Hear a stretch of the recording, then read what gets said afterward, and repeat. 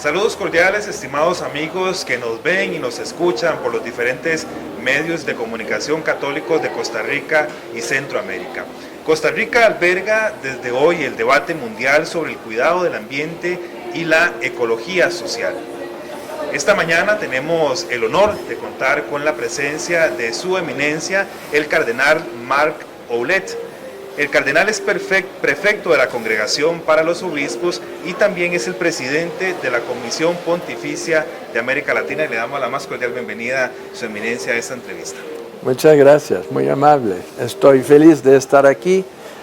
Yo estuve compartiendo con los obispos ayer en Salvador y hoy pues en este acontecimiento de mucha importancia.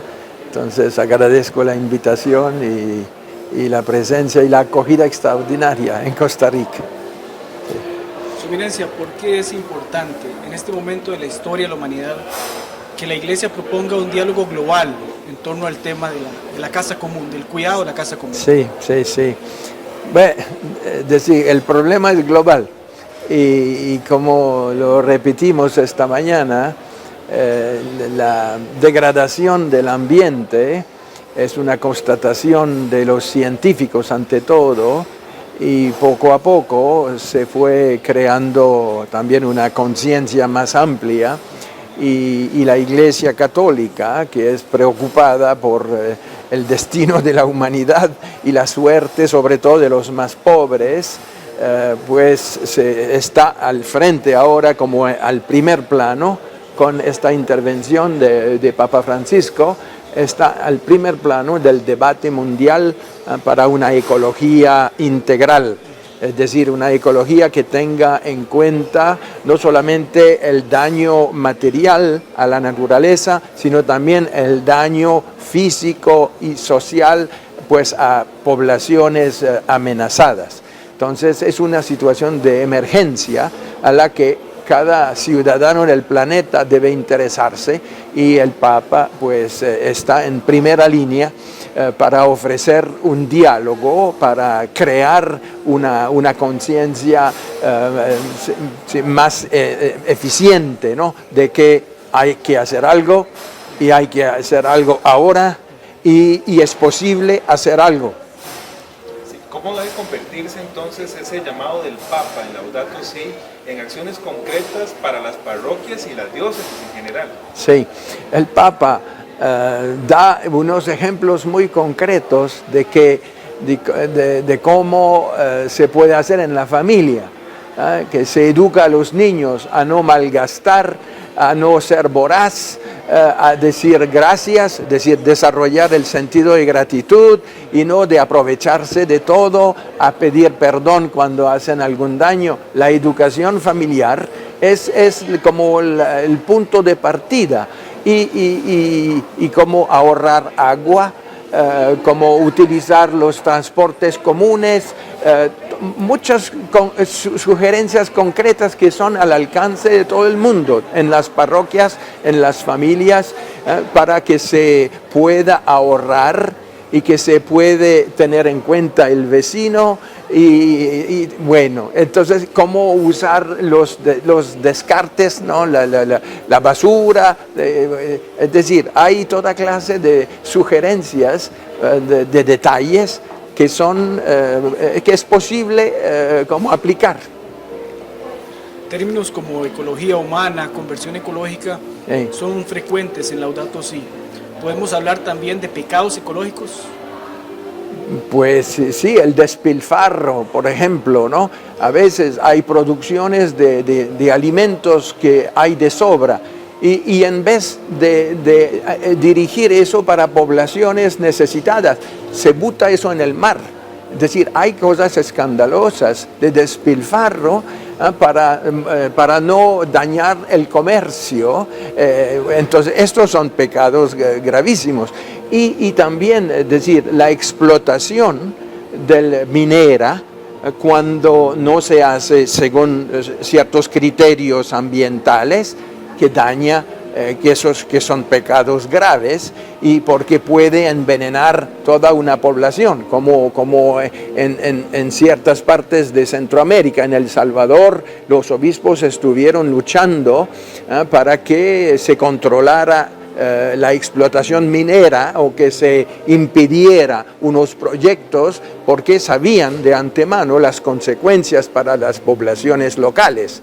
Entonces, en esto, pues si hay esfuerzos, hay una colaboración necesaria entre las autoridades gobernativas, las autoridades religiosas, es realmente una responsabilidad común. Sí, ¿y cómo siente que está siendo acogido el llamado del Papa por la comunidad internacional y también dentro de la propia Iglesia? Sí. Cuando salió la encíclica fue muy positiva la acogida. Bueno, pero como sucede, muchas veces uno se entusiasma y después pasa otra cosa. Entonces, y por eso esta iniciativa es muy importante. 2 años después se vuelve a retomar el tema y se plantea la cuestión educativa, pero más seriamente, más sistemáticamente, con participación de los universitarios que van a formar mejor la conciencia de los jóvenes a la universidad. Y ojalá lo que se diga sobre la familia, porque la educación empieza en la familia. Entonces hay un trabajo que se debe hacer ahí y yo creo que es un programa pues para generaciones. Y por eso es una encíclica muy importante que va a quedar como una herencia para las generaciones futuras. Y es una encíclica muy abierta a todos. Y en eso es una ventaja grande también para dar testimonio de nuestra fe. Porque pues la gente que la lea o que oiga hablar de cómo nosotros cristianos miramos al ambiente con San Francisco, pues eso tiene su impacto. Eso como que suscita una actitud de más respeto, de más contemplación, de más gratitud y oración. Y todo eso como que aplaca un poco como las ganas de ganar y de enriquecerse a toda costa. El ser humano cuando no tiene a Dios en su vida, absolutiza las cosas materiales y quiere ser más rico siempre. Entonces la fe, la evangelización es también una respuesta a la problemática ambiental. Su Eminencia, ¿qué espera usted como fruto concreto del simposio que tiene lugar estos días en nuestro país? Pues lo que escuché esta mañana con la presencia del presidente de la República es ya un mensaje, y sus palabras que fueron de mucho compromiso, pues puntando sobre lo que los hombres de política deben hacer, es decir, responder a la injusticia humana, asegurar el bien común. Entonces, eso pues me da una perspectiva positiva, pues a través del testimonio de Costa Rica, que es una nación como credible, ¿no? En cuanto a protección del ambiente, en cuanto a compromiso. Entonces, eso lo veo muy positivo. Y también lo que mencionó el rector de la universidad, que piensan tener un observatorio donde se pueda como escalonar un poco según la Laudato Si las naciones, ¿no? Y eso también es un medio extraordinario para suscitar el interés y para como ayudar a la gente a levantarse un poco más temprano para hacer algo, ¿no?